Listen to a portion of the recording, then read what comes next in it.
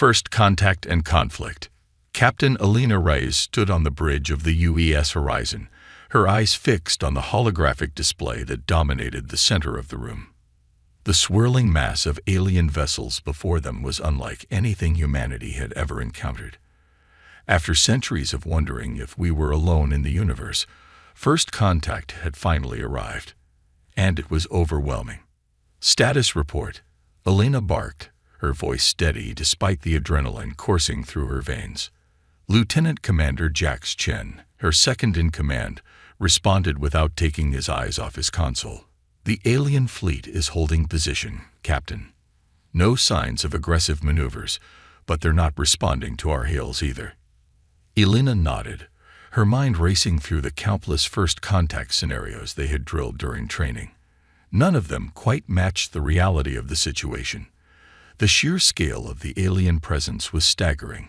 Hundreds of ships of various sizes and configurations, all arrayed in a formation that spoke of both military precision and unfathomable technological advancement. "Keep trying all frequencies," she ordered. "And make sure our translators are running at full capacity. The moment they decide to talk, I want to understand what they're saying." As the minutes ticked by, tension on the bridge continued to mount. The silence from the alien fleet was unnerving, their motives inscrutable. Alina couldn't shake the feeling that they were being studied, analyzed like specimens under a microscope. Suddenly, a burst of static erupted from the communication array, causing everyone on the bridge to jump. A series of clicks, whistles, and low hums filled the air, gradually coalescing into recognizable speech as the translation software kicked in. "Unidentified vessels," a deep, resonant voice boomed through the speakers. "You have entered the sovereign territory of the Galactic Confederation. State your intentions immediately." Alina took a deep breath, squaring her shoulders before responding. "This is Captain Alina Reyes of the United Earth Ship Horizon. We come in peace, seeking peaceful contact and exchange of knowledge with other sentient species." There was a long pause, during which Alina could almost feel the weight of alien scrutiny upon them. When the voice spoke again, it carried a note of surprise, and perhaps a hint of concern. "United Earth, we have no record of your species or its claim to this sector. Prepare to be boarded for inspection and cataloging." Alarm bells went off in Alina's head.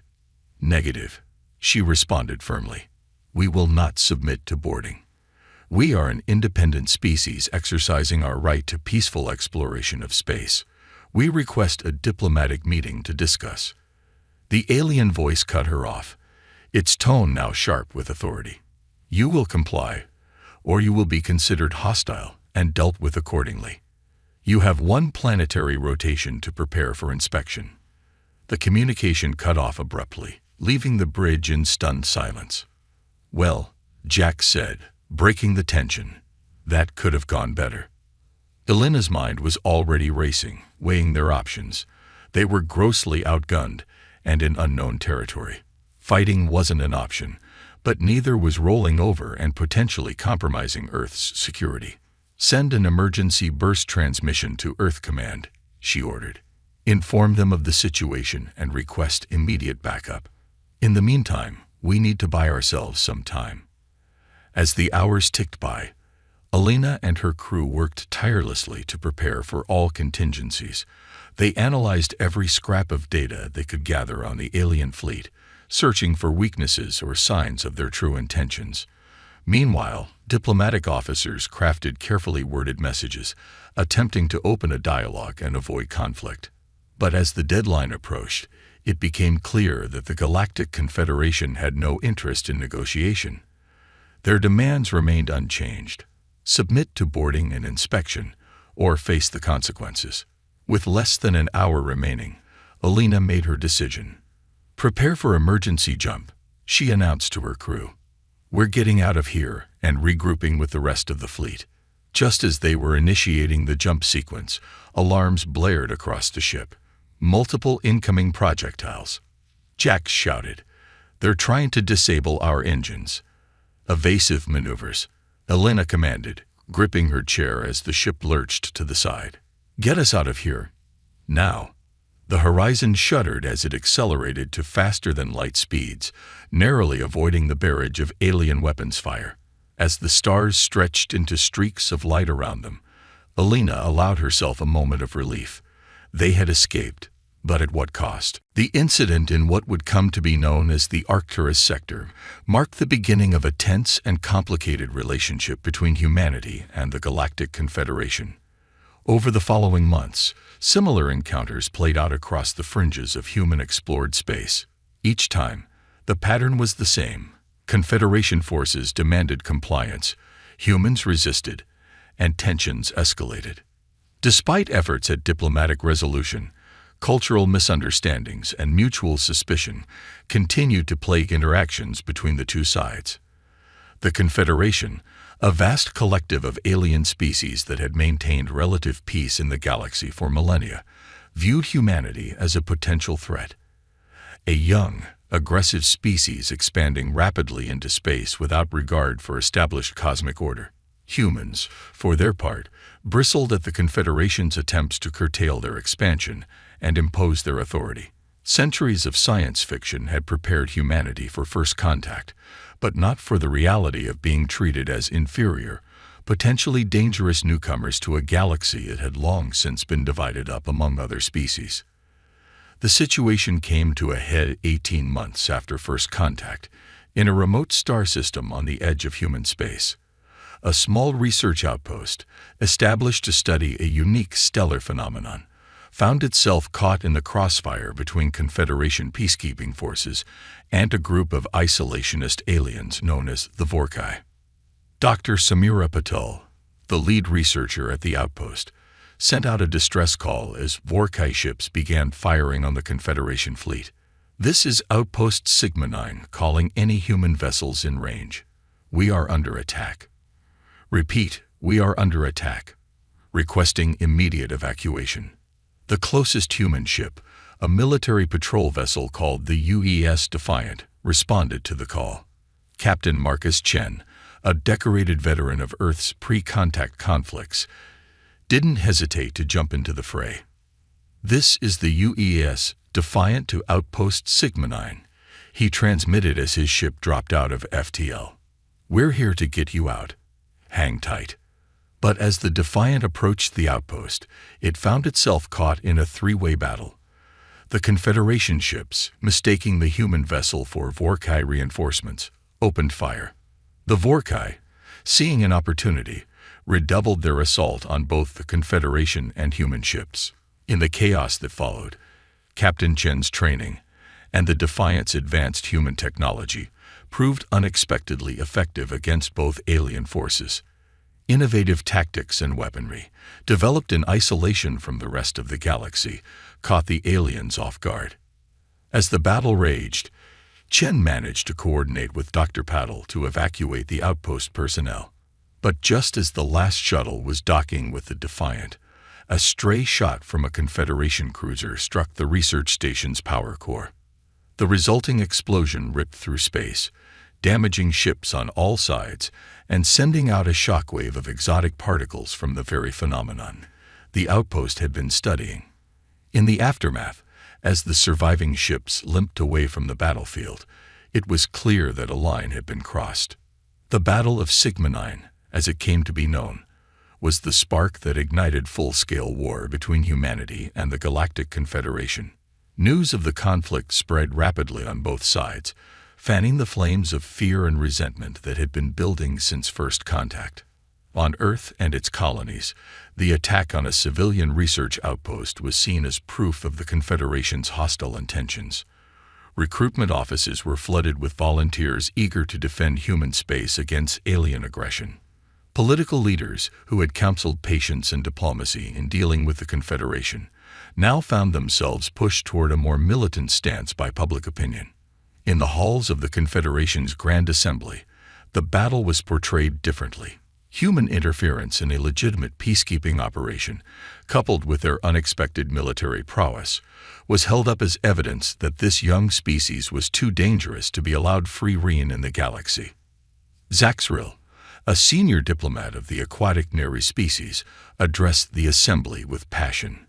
We extended a hand in peace, offering to guide these humans into the cosmic community, he burbled through his translator. They responded with violence and chaos. We cannot allow this threat to spread further. For the safety of all civilized species, humanity must be contained. As the assembly erupted into shouts of agreement and debate, the wheels of war began to turn. Confederation fleets mobilized, pushing into human-controlled space with the stated goal of pacification and integration.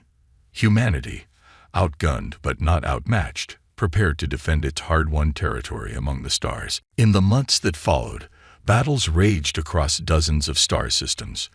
The war that many had thought would be a swift victory for the numerically and technologically superior Confederation forces instead became a grueling conflict that tested both sides to their limits. Humanity, fighting for its very existence, demonstrated a level of adaptability and innovation that shocked their alien opponents. Tactics and technologies developed for terrestrial warfare were rapidly modified for space combat, often with devastating effect.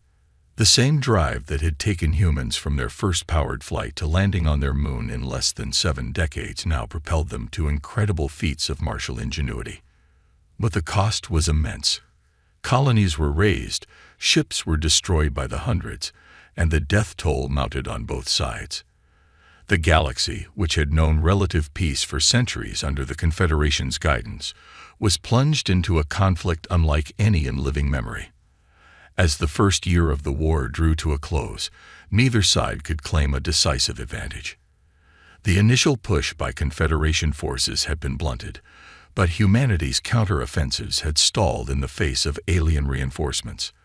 The stage was set for a prolonged, brutal conflict that would reshape the balance of power in the galaxy, and force both humans and aliens to confront uncomfortable truths about themselves and each other. On the bridge of the UES horizon, now scared by numerous battles, Captain Alina Reyes stared out at the starfield before her. The ship that had made first contact was now on the front lines of humanity's first interstellar war. As she prepared to lead her fleet into yet another engagement, Alina couldn't help but wonder, was this the inevitable result of humanity's emergence onto the galactic stage? Or could things have gone differently? The answer, she knew, would be written in the stars, and in the blood of countless beings across the cosmos. The price of victory. Admiral Yuki Tanaka stood before the holographic display in the war room of Lunar Command, her face illuminated by the swirling galaxies and pulsing red dots that represented the current state of the conflict. 2 years into the war with the Galactic Confederation, and humanity had proven itself far more resilient than anyone, human or alien, had anticipated. Status report, Tanaka barked, her eyes never leaving the display. Colonel Emeka Okafor, her chief strategist, stepped forward. We've successfully pushed back Confederation forces in the Arcturus and Procyon sectors. Admiral, our new quantum entanglement drives are giving us a significant advantage in mobility. Tanaka nodded, a grim smile playing at the corners of her mouth. The quantum drives were just one of many innovations born from the crucible of war. Humanity's scientific community, galvanized by the existential threat, had made decades of advancement in mere months. And what of Project Thunderbolt? She asked, referring to the top-secret weapons program that promised to turn the tide of the war definitively in humanity's favor. Okafor's expression tightened. Initial tests are promising, but we're still struggling with power regulation. If we can't solve that issue, we risk burning out our ships with each shot. Tanaka sighed, the weight of command heavy on her shoulders. Keep working on it. We need every advantage we can get. As if to underscore her point, a new alert flashed on the display. A Confederation fleet had been detected approaching the colony on Epsilon Eridani. It was larger than any they'd encountered before, a clear sign that the aliens were escalating their efforts. Looks like they're not ready to throw in the towel just yet, Tanaka muttered. Prepare the 3rd and 5th fleets for immediate deployment. We can't lose Epsilon Eridani. As orders were relayed and ships prepared for battle, Tanaka couldn't help but reflect on the strange turn of events that had led humanity to this point. When the war began, most had expected a swift defeat at the hands of the technologically superior Confederation. Instead, humans had proven to be the ultimate adaptable species, turning each defeat into a learning opportunity and each captured piece of alien technology into a new weapon in their arsenal. The battle for Epsilon Eridani would prove to be a turning point in the war, though few realized it at the time. As the human fleets dropped out of FTL on the edge of the system, they were met with a sight that would have been unimaginable just 2 years prior. A Confederation armada so vast it seemed to blot out the stars themselves. Captain Zora Chen, commanding the flagship of the Third Fleet, felt a chill run down her spine as she surveyed the enemy forces. "My God," she whispered, "there must be thousands of them." Her XO, Commander Thomas Reyes, nodded grimly. "Looks like they're done underestimating us. They're here to end this war, one way or another." Zara steeled herself, pushing down the fear that threatened to overwhelm her. "Well then, let's make sure it ends our way. All ships, Battle Formation Delta. Prepare to deploy Chimera drones on my mark." The Chimera drones were another product of humanity's wartime innovation, semi-autonomous combat units that could mimic Confederation energy signatures, sowing confusion in the enemy ranks. As the first wave of drones launched, Zara watched with a mixture of pride and apprehension. They had never deployed the chimeras on this scale before. If they worked as intended, they could turn the tide of the battle. If not, she pushed the thought aside. There was no room for doubt now. The initial clash was chaotic and brutal. Confederation ships, momentarily confused by the Chimera drones, found themselves under attack from multiple directions. But the aliens adapted quickly, their superior numbers allowing them to absorb the first human assault without breaking formation. For hours, the battle raged across the Epsilon Eridani system. Human ships darted in and out of the fray, using their superior maneuverability to strike at the lumbering Confederation vessels before retreating. But for every alien ship they destroyed, it seemed 2 more took its place. As the human fleets began to falter under the relentless Confederation assault, a desperate plan was formed. Captain Chen, her ship badly damaged and venting atmosphere, made a decision that would go down in the annals of military history. All remaining ships, she broadcast on an open channel. "This is Captain Chen. Prepare for Operation Trojan Horse. I say again, initiate Operation Trojan Horse." Commander Reyes looked at her in shock. "Captain, that protocol is untested. We have no idea if—" "We're out of options, Thomas," Zora cut him off, her voice steady despite the chaos around them. "If we don't try this now, we lose everything."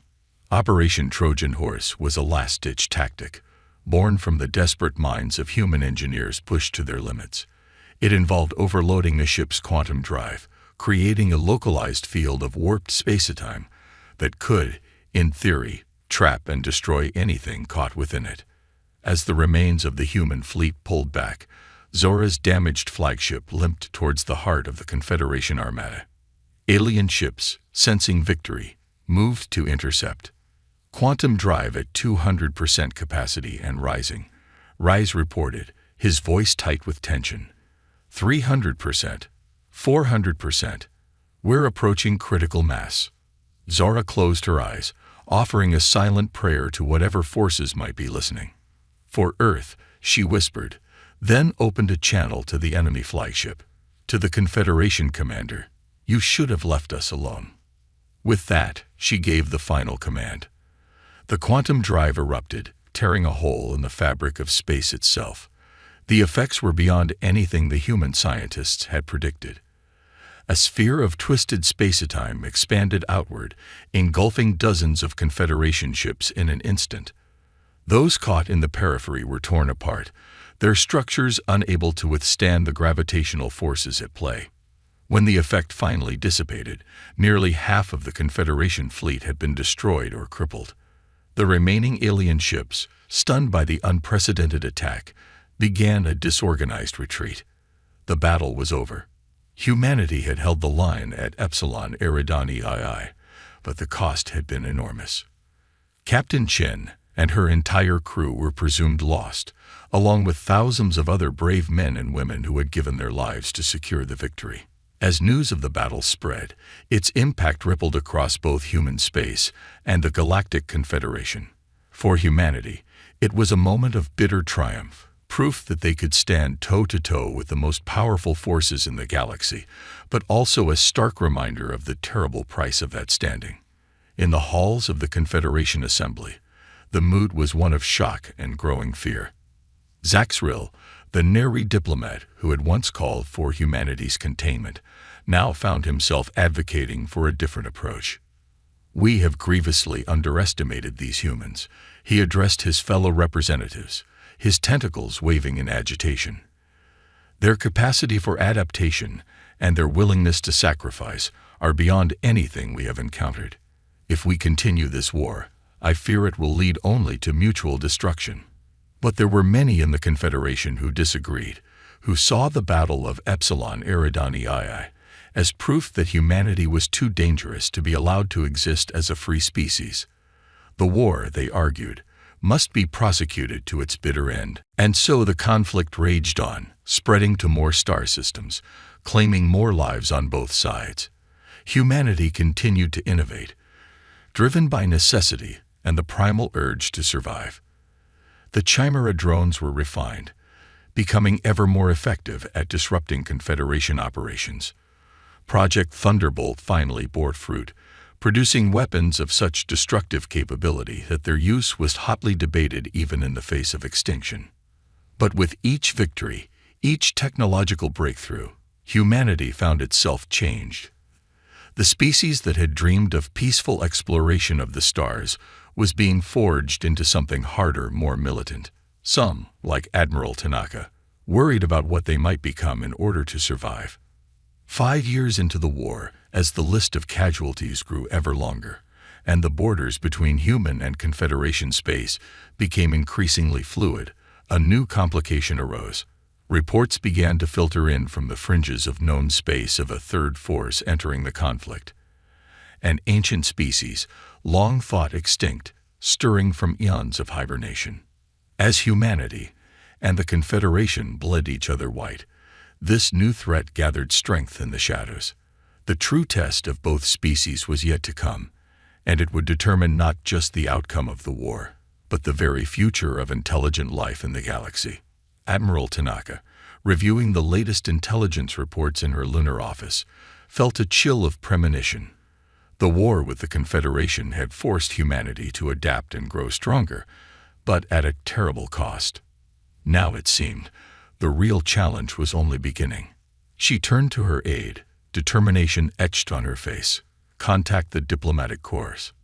It's time we try talking to the Confederation again.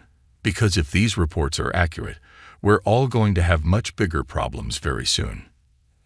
As the aide hurried to carry out her orders, Tanaka turned to look out the window at the Earth hanging in the void, beautiful and fragile. She couldn't help but wonder, in their quest for victory, had humanity and the Confederation both lost sight of what truly mattered? And would they realize it in time to face this new threat together, or would their mutual enmity doom them all? The answers to these questions would shape the course of galactic history for millennia to come. An uneasy peace. The Grand Assembly Hall of the Galactic Confederation buzzed with tension. Representatives from 100 alien species filled the tiered seating, their diverse forms a testament to the vastness of life in the cosmos. At the center of it all, on a raised platform, stood two figures: Admiral Yuki Tanaka of Earth and High Counselor Zaxril of the Neri, lead negotiator for the Confederation. 7 years of brutal warfare had brought them to this moment. Both sides were exhausted, their resources stretched to the breaking point. The emergence of the precursors, an ancient species awakening from millennia of hibernation, had forced a revaluation of priorities. Now, human and Confederation representatives gathered to forge a peace that neither fully wanted but both desperately needed. Zaxril's tentacles rippled with barely contained emotion as he addressed the assembly. We stand at a crossroads, his translator conveyed in a dozen languages simultaneously. The war with humanity has cost us dearly. Millions dead, worlds ravaged, and for what? To contain a species that has proven, time and again, that it cannot be contained. Murmurs rippled through the crowd. Many nodded in agreement, while others chittered or growled their dissent. And now, Zaxrill continued, we face a threat that may dwarf even our conflict with the humans. The precursors stir, their motives unknown but their power undeniable. We must ask ourselves, can we afford to continue this war on two fronts? Admiral Tanaka stepped forward, her face a mask of calm determination. The people of Earth and her colonies have no desire for further bloodshed. She began, her words carefully measured. We fought because we had to preserve our freedom and our very existence. But we are not conquerors. We seek only to live in peace, to explore the stars as equals among the galactic community. A hush fell over the assembly as Tanaka's words sank in. For many, it was the first time they had heard a human speak not in terms of battle strategy or defiance, but of peace and coexistence. We propose a ceasefire, Tanaka continued, followed by negotiations for humanity's entry into the Galactic Confederation as full and equal members. In return, we offer our full cooperation and resources in dealing with the precursor threat. The reaction was immediate and chaotic. Some representatives cheered, while others rose in protest. The idea of accepting humans, the species that had fought the Confederation to a standstill, as equals was radical, even terrifying to many. As the debate raged in a quiet corner of the assembly hall, two unlikely allies were deep in conversation. Dr. Ilara Voss, Earth's foremost xenobiologist, found herself in an intense discussion with Krelix, a Joraxian philosopher renowned across Confederation space. You must understand, Ilara explained, her eyes alight with passion, humanity's adaptability, our drive to overcome challenges. These aren't just traits that make us formidable in war. They're the very qualities that allowed us to survive and thrive on our homeworld, and they're what will make us valuable allies in peace. Krelix's compound eyes glittered as he considered her words. Perhaps, he chittered thoughtfully, but can you blame those who fear you?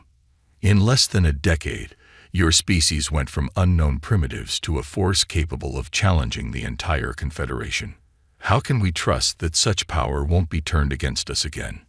Ilara sighed, understanding the weight of his concerns. Trust must be earned, on both sides. But consider this.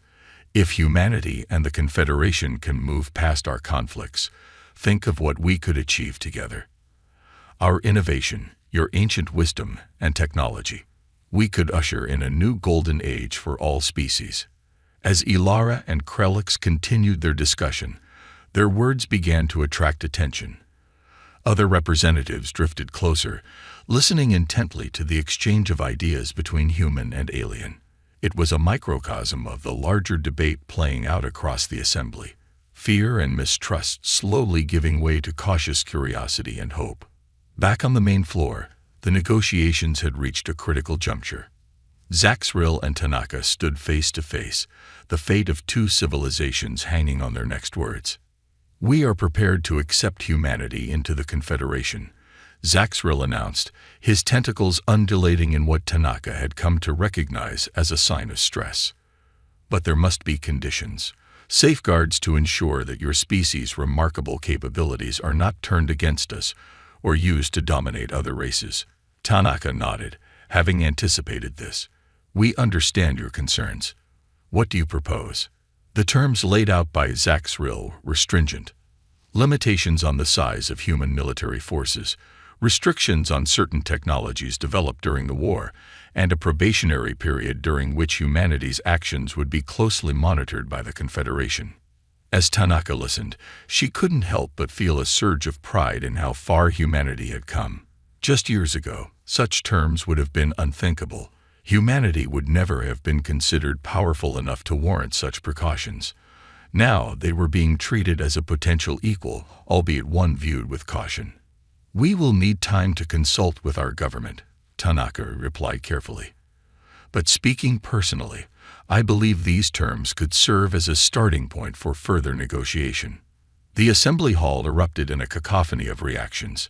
Some representatives cheered the prospect of peace, while others warned of the dangers of trusting the humans. But beneath it all was a palpable sense of relief. The long, grueling war might finally be coming to an end. As the formal proceedings concluded, the real work began. Diplomats from both sides huddled in small groups, hammering out the details of the ceasefire and the framework for humanity's integration into the Confederation. The process was painstaking, with every word and clause scrutinized for potential loopholes or hidden meanings. Meanwhile, on Earth and across human colonies, news of the peace talks was met with a mixture of joy and apprehension. Vids of Admiral Tanaka addressing the Confederation Assembly were broadcast on every channel. In bars and living rooms, on military bases, and civilian outposts, humans debated the merits of joining the very organization they had been fighting for nearly a decade. Maria Suarez, a veteran of the Battle of Epsilon Eridani Hui, watched the broadcasts from a rehabilitation center on Mars. Her cybernetic arm, a replacement for the one she'd lost in the war, clenched as she listened to the terms being proposed. "Limitations on our military," she muttered to her fellow patients. "After everything we've sacrificed, how can we trust them?" Her words echoed sentiments being expressed across human space. The war had forged humanity into a united, militarized society. The idea of surrendering any of their hard-won strength was difficult for many to accept. But there were others who saw the ceasefire as an opportunity. Dr. Hiroshi Tanaka, the admiral's brother and a leading expert in xenotechnology, gave an impassioned interview on the global news network. "This is the moment we've been waiting for," he insisted, his eyes shining with excitement. "Yes, the terms may seem restrictive now, but think of the knowledge we'll gain, the advancements we can make, by working alongside the Confederation rather than against it. The stars themselves are the limit." As the negotiations stretched on, taking weeks and then months, a fragile peace began to take hold. Confederation and human ships, which had been trying to destroy each other for years, now found themselves conducting joint patrols against precursor incursions. Scientists from both sides started cautious collaborations, each wary of revealing too much but eager to learn. Yet beneath the surface, tensions remained high. On frontier worlds and space stations, where humans and aliens began to mingle, centuries of ingrained xenophobia clashed with the need for cooperation. Bar fights and diplomatic incidents threatened to unravel the delicate peace on more than one occasion. The situation came to a head 6 months into the ceasefire. A human colony in the Ta City system, still rebuilding from a Confederation attack years earlier, refused to allow a Confederation peacekeeping force to land. The standoff quickly escalated, with both sides calling for reinforcements. Admiral Tanaka, now serving as humanity's chief liaison to the Confederation, found herself racing to defuse the situation before it could reignite the war. As her ship entered the Ta City system, she was struck by a sense of déjà vu. It was all too similar to the first contact scenario that had started this whole conflict. But this time, things would be different. Tanaka opened a channel to both the human colonists and the Confederation fleet. "This is Admiral Yuki Tanaka," she began, her voice steady and determined. "I'm here to remind everyone of what we're working towards. We've all lost too much, sacrificed too much, to let fear and mistrust drag us back into war. I'm coming down to the surface, unarmed, to meet with both sides. Let's talk this out, face to face, as the allies were trying to become." As Tanaka's shuttle descended through Ta City's atmosphere, she couldn't help but reflect on the long, strange journey that had brought humanity to this point. From a solitary species confined to one world, to star-faring warriors, and now to potential members of a galactic civilization, it was a transformation beyond anything their ancestors could have imagined. The peace they were building was fragile, fraught with challenges and suspicions on both sides. But as Tanaka stepped onto the soil of Ta City, greeted by wary faces both human and alien, she felt a glimmer of hope. It wouldn't be easy, but perhaps, just perhaps, they could forge a future among the stars that was worthy of all they had endured. As negotiations began anew on this distant world, the fate of humanity's place in the galaxy hung in the balance. The road ahead was uncertain, but one thing was clear: nothing would ever be the same again. Crisis on the Frontier. The Helios space station hung in geosynchronous orbit above the swirling storms of Neptune, a gleaming testament to humanity's resilience and ingenuity. Once a military outpost guarding the outer reaches of human space, it now served as a symbol of the uneasy peace between Earth and the Galactic Confederation. Commander Sarah Chen, daughter of the legendary Captain Zora Chen, stood at the viewport of the station's command center, her eyes fixed on the stars beyond.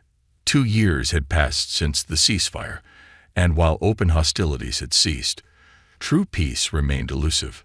Status report. Sarah called out, her voice carrying the same authoritative tone that had made her mother famous. Lieutenant Aisha Okafor responded promptly.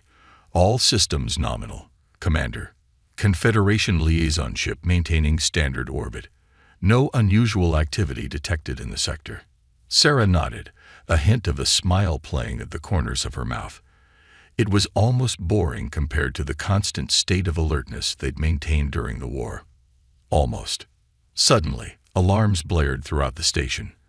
Aisha's fingers flew across her console, her eyes widening in disbelief. Commander, we're picking up multiple distress signals from the Kuiper Belt mining outposts. They're under attack. Sarah's body tensed, muscle memory from years of combat training taking over. On screen. Now. The main display flickered to life, showing grainy footage from the outpost's security feeds. What Sarah saw made her blood run cold. Sleek, predatory ships of unfamiliar design swarmed the mining stations, firing indiscriminately at both human and alien structures. Those aren't Confederation vessels, Sarah muttered, her mind racing. And they're definitely not precursors. Aisha, contact Lunar Command and the Confederation liaison. Inform them we have unknown hostiles attacking civilian targets. We're moving to engage. As Helios Station erupted into a flurry of activity, preparing for combat for the first time since the war's end, Sarah couldn't shake a nagging feeling of déjà vu. It was all too reminiscent of the border skirmishes that had ignited the conflict with the Confederation years ago. But this time was different. As Helios' defense fleet undocked and began accelerating towards the Kuiper Belt, they were joined by the Confederation liaison ship. Captain Xarlon, the Arcturian commander of the alien vessel, opened a comm channel to Sarah. Commander Chen. Xarlon's gravelly voice crackled through the speakers. We stand ready to assist. These attackers threaten the peace we've all worked so hard to build. Sarah felt a surge of unexpected emotion at the alien's words. Appreciated, Captain Xarlon. Let's show these raiders what happens when they mess with both humanity and the Confederation. As the joint fleet approached the battle zone, the true scale of the attack became apparent. Dozens of the unknown ships darted between the mining outposts, their weapons leaving trails of destruction in their wake. But it wasn't mere destruction they were after. Sarah watched in horror as the raiders lashed onto several of the stations, forcibly extracting them from their orbits. They're not just attacking, she realized aloud. They're abducting. Slavers. The revelation sent a chill through both human and Confederation forces. Slavery was one of the few practices universally abhorred by all spacefaring races. Its resurgence here, on the fringes of civilized space, was an affront to everything the fragile peace stood for. What followed was a battle unlike any Sarah had experienced before. Human and Confederation ships, which only years earlier had been trying to destroy each other, now fought side by side against a common enemy. The raiders were skilled, and their technology advanced, but they hadn't counted on facing the unified force of battle-hardened veterans from two of the most powerful factions in the galaxy. Sarah's voice rang out over the comms, coordinating the assault with a precision that would have made her mother proud. Confederation cruisers, focus fire on their engines. Human fighters, use your maneuverability to keep them off balance. Let's show these bastards what happens when they threaten our people. The tide of battle slowly turned. One by one, the raider ships were disabled or destroyed. But even as victory seemed within reach, Sarah realized the true stakes of the conflict. This wasn't just about stopping an attack. It was a test of the alliance between humanity and the Confederation. How they handled the aftermath would determine the future of their fragile peace. As the last of the raider ships was cornered, Sarah made a decision that would have far-reaching consequences. All ships, cease fire, she commanded. Let's take this one intact. We need answers more than we need vengeance. The captured raider vessel was brought aboard Helios Station, its crew detained under Joint Human Confederation Guard. As Sarah and Captain Xarlon approached the holding cells, they exchanged a look of mutual understanding. Whatever they discovered here would shape the course of galactic politics for years to come. The lead raider, a reptilian being with iridescent scales and cold, calculating eyes, regarded them with disdain. "You've made a grave mistake," it hissed through a translator. "Our people have long memories and longer reach. This is but the beginning." Sarah leaned in close, her voice low and dangerous. "No, you're the one who made a mistake. You attacked civilians under our protection, and in doing so, you've given us a common enemy. Now you're going to tell us everything: who you are, where you came from, and who sent you." As the interrogation progressed, a disturbing picture began to emerge. The raiders were part of a coalition of outlaw species and rogue factions, united by their hatred of the Galactic Confederation and their fear of humanity's rising power. They sought to destabilize the peace, to reignite the war that had nearly torn the galaxy apart. In the days that followed, as news of the attack spread, reactions across human and Confederation space were mixed.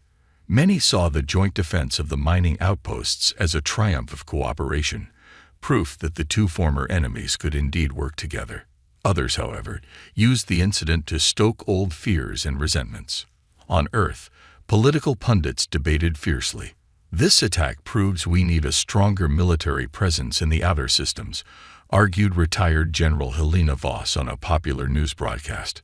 "We can't rely on the Confederation to protect our interests." Her debate opponent, Ambassador Rahim Khalil, countered passionately.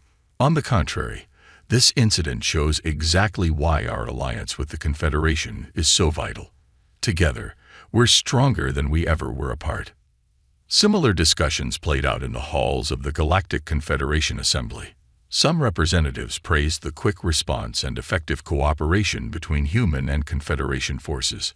Others warned that humanity's combat prowess, demonstrated once again in the battle against the raiders, made them too dangerous to trust fully. Amidst the political turmoil, Sarah Chen found herself thrust into the spotlight. Her actions during the battle, and her decision to capture, rather than destroy the raider ship, had made her a symbol of the new era of cooperation. She was summoned to Earth to brief the United Earth government, and then to the Confederation capital to address the assembly. Standing before the gathered representatives of 100 alien species, Sarah felt the weight of history on her shoulders. The attack on our mining outposts was not just a crime against humanity or the Confederation. She began, her voice steady and clear. It was an assault on the very idea of peace itself. But in facing this threat together, we've shown that our alliance is more than just words on a treaty. It's a commitment to a shared future, one we're willing to fight for. Her words resonated across the galaxy, inspiring hope in those who dreamed of a unified future and grudging respect from those who still harbored doubts. But even as Sarah spoke of unity and cooperation, new challenges were emerging on the horizon. Reports began filtering in from the fringes of known space of increased precursor activity. The ancient species, awakening from their eons-long slumber, were becoming more aggressive, probing the defenses of both human and Confederation worlds. And in the shadowy corners of the galaxy, the defeated raiders' allies plotted their revenge, determined to shatter the fragile peace no matter the cost. As Sarah left the Confederation Assembly Hall, she was met by an unlikely pair, her mother's old friend, Admiral Yuki Tanaka, and the nary diplomat Zaxril. The human and alien stood side by side, a living symbol of how far their peoples had come. "Well done, Commander," Tanaka said, a hint of pride in her voice. "But I'm afraid your work is just beginning. We have a situation developing that requires someone with your unique perspective." Zaxril's tentacles rippled in what Sarah had learned to recognize as an expression of concern. "Indeed, the precursors are on the move, and we have reason to believe they may be connected to the raiders you encountered. We need a joint task force to investigate, someone who can bridge the gap between our peoples." Sarah straightened, feeling the familiar rush of adrenaline that came with a new mission. "I'm ready, Admiral. What do you need me to do?" As Tanaka and Zaxril began to brief her on the developing crisis, Sarah couldn't help but reflect on the strange twists of fate that had brought them all to this point. The war that had nearly destroyed them had also forged them into something stronger, something united. Now, facing threats from both ancient awakened species and new coalitions of chaos, that unity would be tested as never before. The frontier of space, once a battleground between humanity and the Confederation, had become the crucible in which a new galactic order was being forged. And Sarah Chen, daughter of heroes and protector of the peace, stood ready to face whatever challenges the universe had in store. As the three of them, human, nary, and the bridge between worlds, walked together towards an uncertain future, the stars seemed to shine just a little brighter, full of both promise and peril. A new understanding. The vast chamber of the Galactic Confederation's High Council was filled to capacity, the air thick with tension. Representatives from every member species sat in tiered rows, their diverse forms a living tableau of the galaxy's incredible variety. At the center of it all stood Commander Sarah Chen, her crisp uniform a stark contrast to the colorful array of alien dignitaries surrounding her. Sarah took a deep breath, steeling herself for what was to come. The past 6 months had been a whirlwind of covert operations, tense negotiations, and startling discoveries. Now it all came down to this moment. High Counselor Zaxril, his tentacles rippling with barely contained agitation, called the assembly to order. "Esteemed representatives of the Galactic Confederation, we face a crisis unlike any in our long history. Commander Chen of Earth has uncovered evidence that threatens the very foundations of our alliance. Commander, you have the floor." Sarah stepped forward, her voice steady as she addressed the assembly. "Thank you, High Counselor. What I'm about to share will be difficult for many of you to hear, but the future of not just our alliance, but of all sentient life in the galaxy, depends on us facing this truth together." With a gesture, Sarah activated the chamber's holographic display. Images and data streamed forth, painting a picture of conspiracy and ancient secrets that left the assembly in stunned silence. "Our joint task force has discovered that the recent attacks by raiders and the increased precursor activity are not separate issues, but part of a coordinated effort," Sarah explained. "An effort orchestrated by a faction within the Confederation itself." Gasps and shouts of disbelief erupted from the gathered representatives. Sarah pressed on, her voice rising above the commotion. "This faction, which calls itself the Eternal Vanguard, believes that humanity's rapid advancement poses an existential threat to the established order of the galaxy. They've been working to manipulate events, to push us back into war, all while awakening and controlling dormant precursor technology to use as a weapon against both humanity and the Confederation as a whole." The chamber erupted into chaos. Accusations flew back and forth, old grudges and suspicions bubbling to the surface.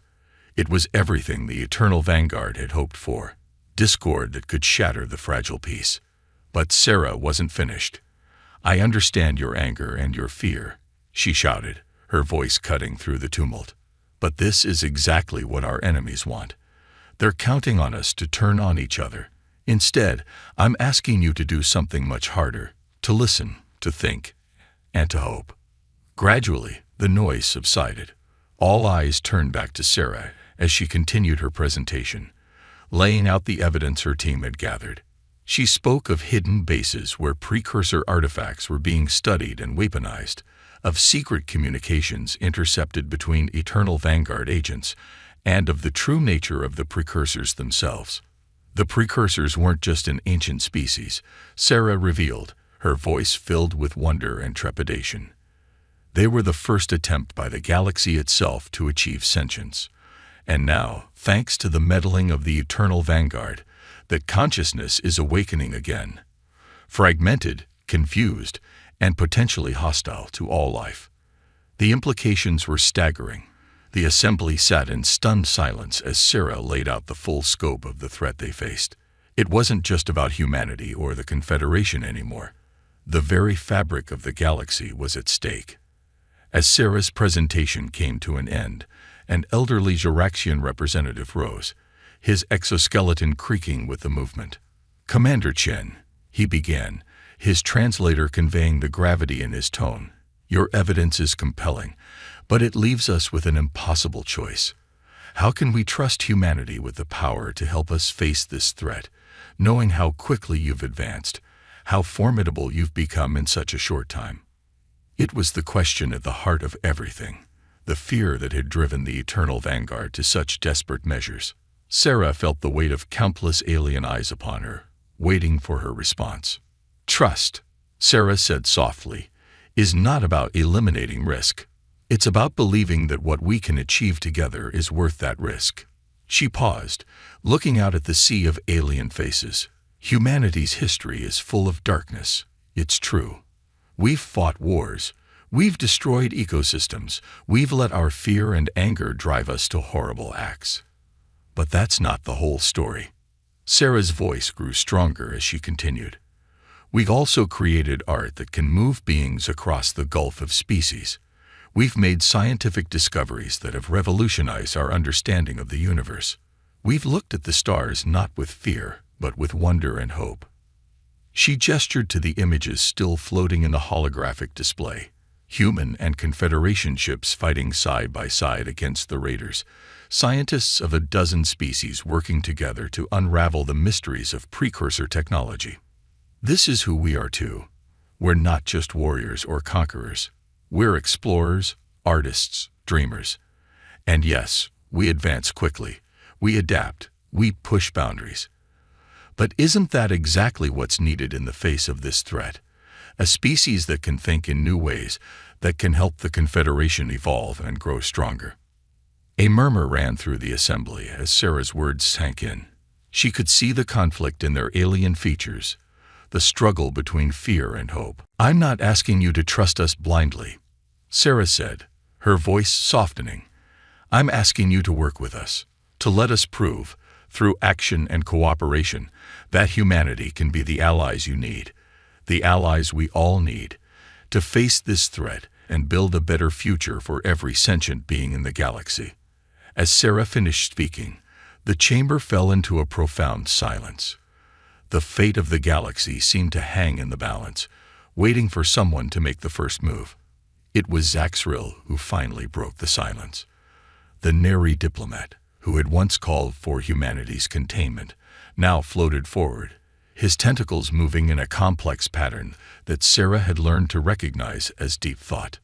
"Commander Chen speaks wisely," Zaxril said, his translator conveying the gravity in his tone. "We stand at a crossroads, not just for our civilizations, but for the very future of consciousness in our galaxy. The threat we face is beyond anything our ancestors could have imagined.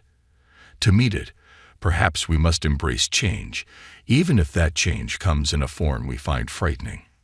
One by one, other representatives began to speak up. The Arcturian ambassador, her crystalline form shimmering with internal light, pledged her people's support for a joint operation against the Eternal Vanguard. A grizzled Jiraxian war veteran offered to share his species' ancient defensive technologies with human engineers. Even the representatives of species that had suffered the most in the war with humanity began to cautiously voice their support for greater cooperation. As the tide of opinion turned, Sarah felt a weight lifting from her shoulders. It wasn't a complete victory. There were still those who voiced doubts, who called for restrictions and safeguards. But it was a beginning, a foundation upon which a true alliance could be built. In the days and weeks that followed, the galaxy saw changes at a pace that would have been unthinkable just years before. Joint Human Confederation task forces were assembled to root out the last holdouts of the eternal vanguard. Research teams, combining the best minds from 100 species, worked tirelessly to understand and communicate with the awakening precursor consciousness. Humanity, for its part, embraced its new role with characteristic adaptability and enthusiasm. The same drive that had made them formidable enemies now made them invaluable allies. Human artists collaborated with alien counterparts to create works that spoke to the shared experiences of all sentient beings. Human scientists, unburdened by centuries of established theory, made breakthrough after breakthrough in fields ranging from faster-than-light travel to zero-point energy extraction. But it wasn't all smooth sailing. There were setbacks, misunderstandings, and moments of crisis that threatened to undo all the progress that had been made. The awakening precursor consciousness, fragmented and confused, lashed out in ways that tested the resolve of the fledgling alliance.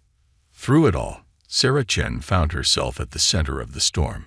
Her unique background, child of war heroes, trained by both human and Confederation mentors, tested in battle and in diplomacy, made her a vital bridge between worlds.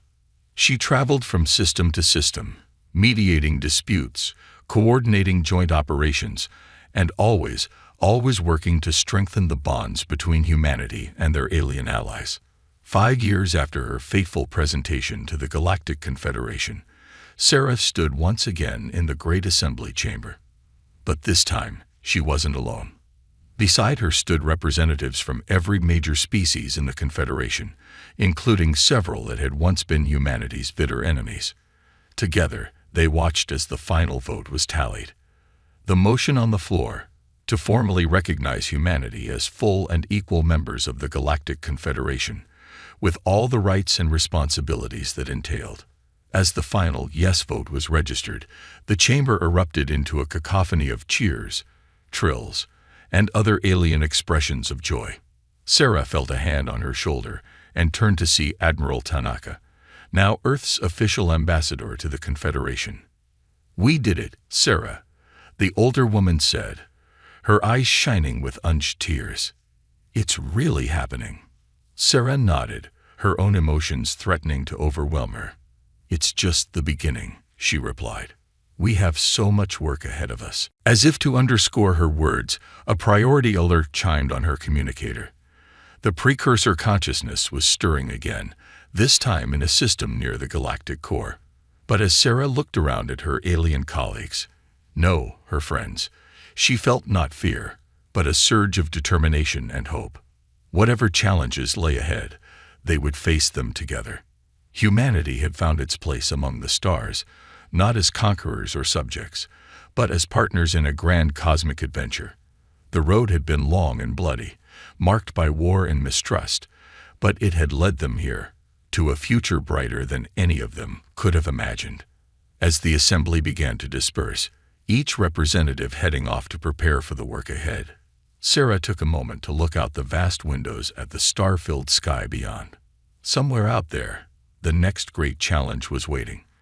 But for the first time in a long time, the galaxy was ready to face it united. The human experiment, that curious blend of adaptability, creativity, and indomitable spirit, had not just survived its trial by fire. It had helped forge a new destiny for all sentient life. And in doing so, humanity had finally, truly come home to the cosmos.